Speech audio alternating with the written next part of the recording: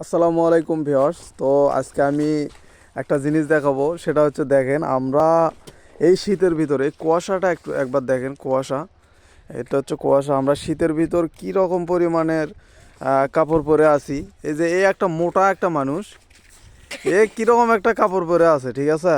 এই দেখেন, এই আমার অবস্থাতে যদি দেখি, আমি প্যান্ট পরছি, তারপরে জুতা পরছি, মোজা পরছি, আবার জ্যাকেট পরছি, তারপরে হচ্ছে এই চাদরটাও নিছি।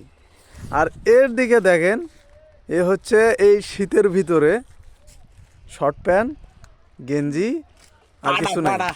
আর কিছু নাই, এক বললাম যে হচ্ছে শীত লাগে না। কি সে শীত বলে ঝাউ জঙ্গল পিনতে লাভ আছে? ইয়া আল্লাহ, এগুলো ঝাউ জঙ্গল পিনতে লাভ আছে? সে বলতেছে এগুলো ঝাউ জঙ্গল পিনতে লাভ আছে। তাহলে কোন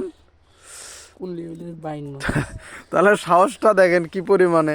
এই শীতে, এই কুয়াশার ভিতরে, সকাল এখন বাজে 8টা, আজকে কি পরিমাণের একটা শীত, তার ভিতরে তার এই অবস্থা। এই আমি তো এক দেখতেছি আর অবাক হয়ে যাচ্ছি।